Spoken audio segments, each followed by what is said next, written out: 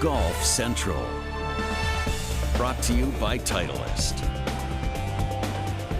Well, we've got a big rules proposal announcement today from the RNA and USGA, which could change the game of golf going forward. Other than that, not a lot going on. Welcome into Golf Central. Ryan Burr, George Savarikas here. It's going to be huge, George. It's going to be huge. The new proposed rules won't take effect until 2019, but these rules are another way to further simplify how to play the game. Very important part of the process. These rules not set in stone. Feedback to the proposed rules, a pivotal part of this process. So let's take a look at some of the notable proposed changes. And believe me, they will catch your attention. There is no longer a penalty, if you touch or move loose impediments or touch the ground with your hand or club in a penalty area. How about this one? A new standard for deciding if you caused your ball to move. Flashbacks of the U.S. Open at Oakmont, Ryan. No longer a penalty if you touch or move loose impediments in a bunker.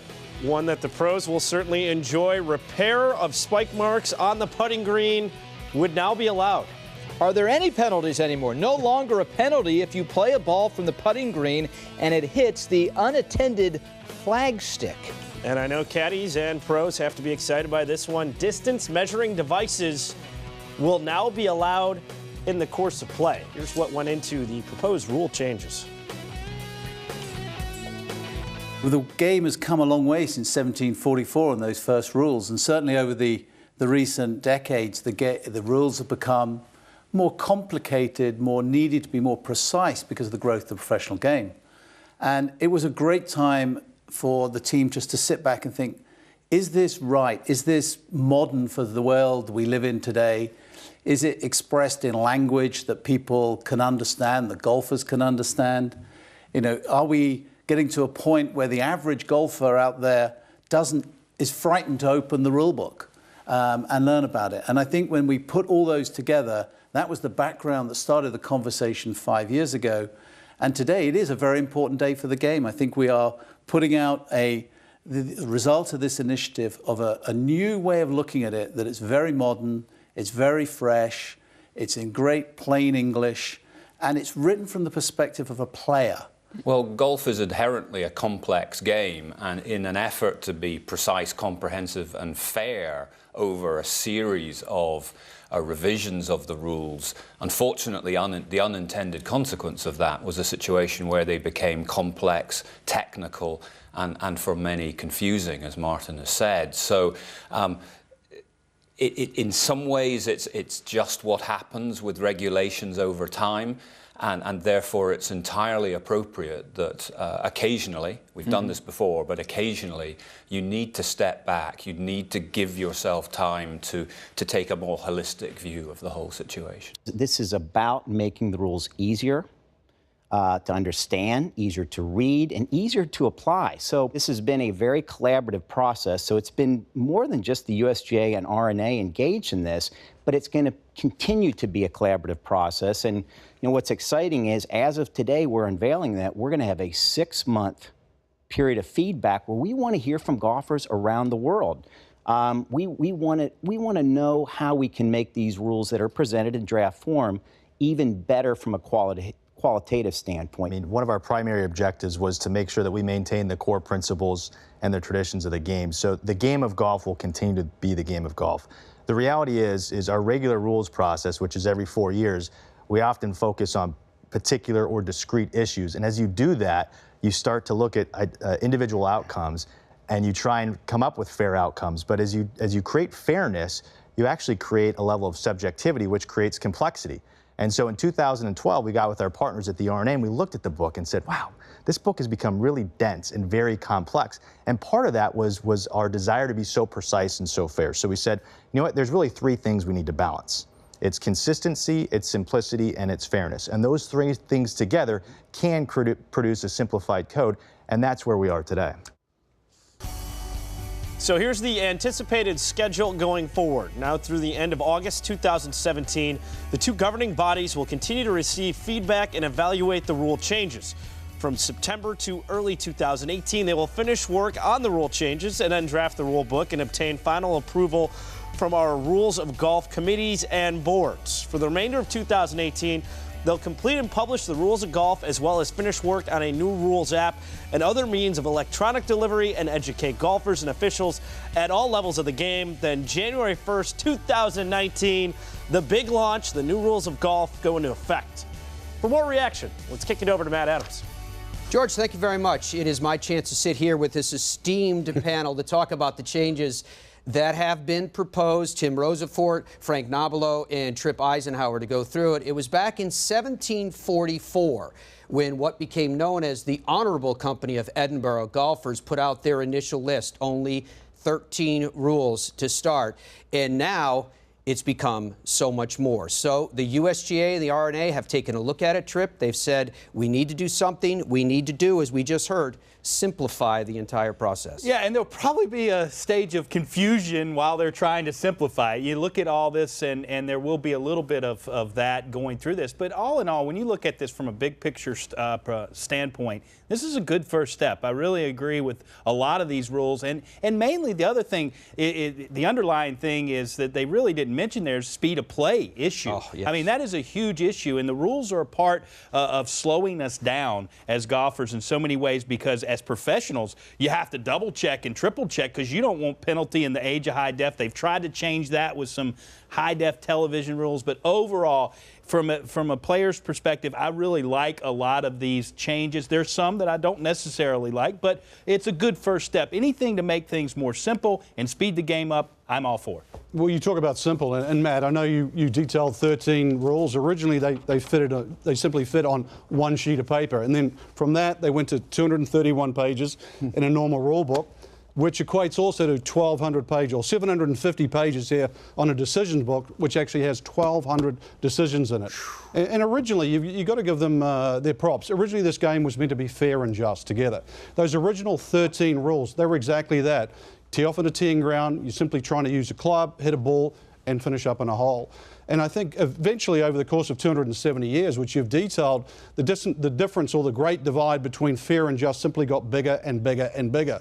So in some respects too, I think we have to take our hats off for the USGA and the R&A for this admission of this great divide between fairness and justness. And really it's an invitation to the table to actually discuss things. I don't think we'll get it all right away, Trip, to your point, and I certainly agree with that. But I think it's a starting point. Golf's vernacular, for example, there's things I don't agree with. Penalty areas, hazards. As an announcer, it's going to be so much more difficult to say hit it in the penalty area, penalty box, but it's a great start.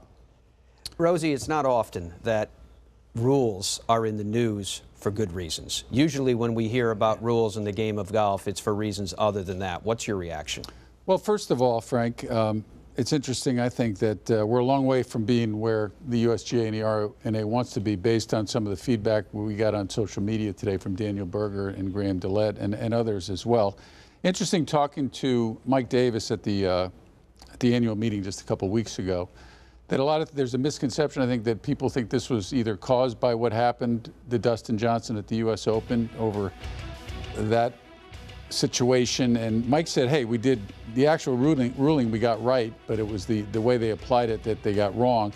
And this was in actuality, we know, I don't know how many people out there in the audience, so this was in the works for 2 years before we even reached to this point. There's another 2 years to go before it's all worked out, and the Rule 18-2, no longer there. You're not going to get a penalty stroke if the ball moves. Now it's 13-1.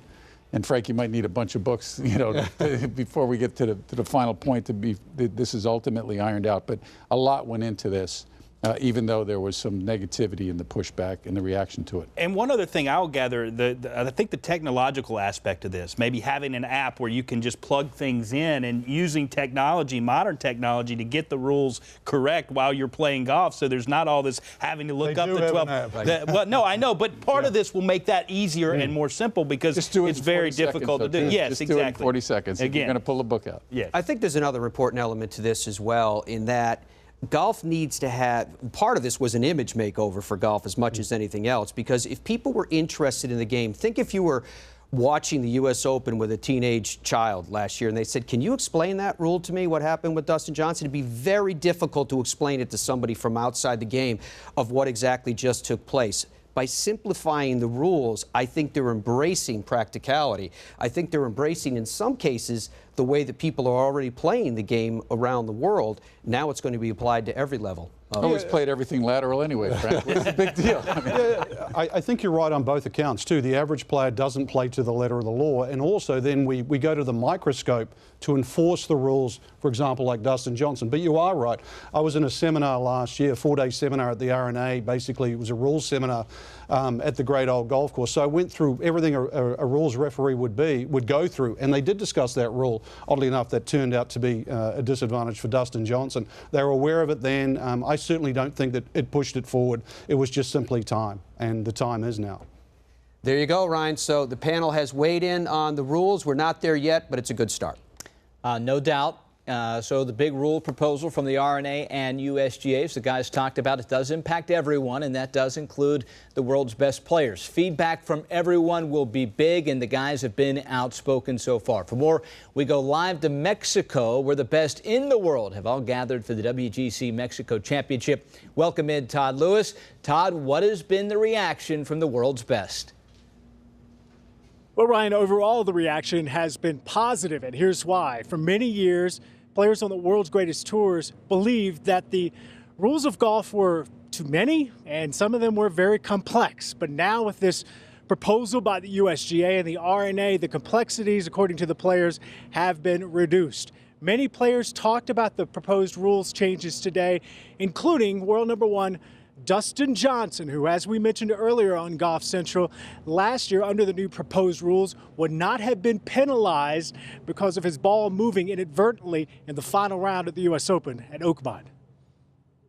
Some of the rule changes I think are really good. I mean, especially, the ball on the putting green when you don't feel like you caused it to move and you're still getting a penalty. That to me makes no sense, but so I think some of the rule changes are good, and obviously they're trying to simplify the rules a little bit just so there's not so much confusion. I'm pleased. I think universally, from what I've seen on social media and other players I've talked to today, everyone seems happy that we're modernizing the game a bit, and it seems to be changes that would speed up play as well. So all in all, like, hats off to the USGA and the RNA. I know this was years in the making to try and figure out which specifically within certain rules they want to change and how they want to do it, and I think they've done a great job with it. It's a lot to digest. I'm not educated enough on all 30 changes thus far, but I'm really excited about it. I think it's going to be really good, not only for us out here on tour, but for the average player playing at home. I think it makes everything a little bit simpler and maybe helps them play by the rules more often. Pretty much the majority of them, I agree with them. I think those encouraging fairer play and just taking a little bit of the unfairness of golf away and trying to speed up golf. I think they're great goal. They're great rules. It's modernizing the sport. I think it's good. I think it took a lot of rules where there was never any intent to gain an advantage or cheat, and made them more common sense. So I think it's a positive step, and I think modernizing is a good word. I think it's going to give people the right impression about where golf's going. Good for them. I mean, time for change, time to kind of simplify it, and it's great for golf and for us on the PGA Tour. I think it's going to be a solid change. Now, although players overall see this as a positive move by the USGA and the RNA, there are a few of the 30 proposed rules that have created some concern.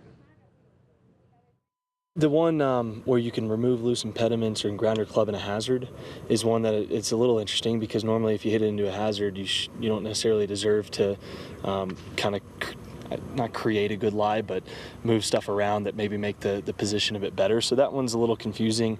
But other than that, I think it's pretty cool. The tapping down spike marks, for sure. I think it's good. A lot of times when you play in the afternoon on some bumpy greens or soft greens, it is tough and you want to tap stuff down, but it's, you're going to get a person here or there, that maybe put their putter the wrong way and from 3-4 feet and basically create just like a trough to the hole. And that's something that worries me a lot. Reducing the amount of time that you can look for the ball from 5 to 3 minutes. And then, I don't know, the one that, but that's, I mean, I trust all my fellow partners repairing ball marks on, spike marks on the green.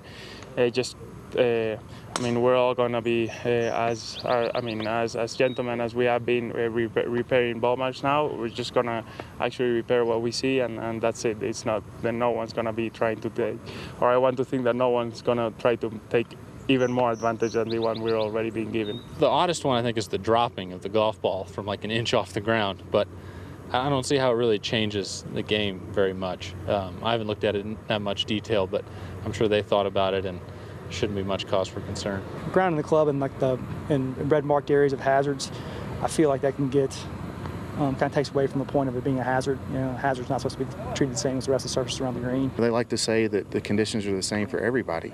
Well, if you're in the first group out and I'm in the last group out and I happen to hit it in your divot, that divot wasn't there for you.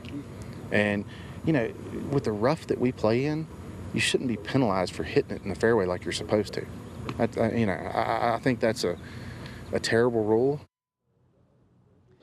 So here's a big question. Would there ever be bifurcation, meaning that there would be a separate set of rules for professionals compared to amateurs? Well, not on the PGA Tour, at least according to Vice President of Rules and Competition for the PGA Tour, Slugger White. He told me that they would not go to bifurcation because it would be too confusing, because the rules would change annually, maybe monthly, even weekly. So as of now, the PGA Tour will always stick by the rules set by the USGA and the R&A. Ryan? Thanks, Todd. Once again, these rule changes not set in stone. Head to golfchannel.com for a full recap of all the proposed rule changes from the R&A and the USGA. And yes, your feedback is wanted. Both organizations have surveys online, and you can give your take on social media with the hashtag GolfRules2019. Well, we are just getting going tonight. Much more still to come. Temper, temper, temper. What do the new rules proposals say about damaging clubs? Plus, who has the edge to win the first WGC event of the year? And we continue our series on Rory, tee to green. Today we examine McIlroy's short game as you're watching Golf Central. Golf Central is brought to you by the new Titleist Pro V1 and Pro V1X. Choose the best for your game. Golf Now, millions of tee times, free GPS, and more. Download today.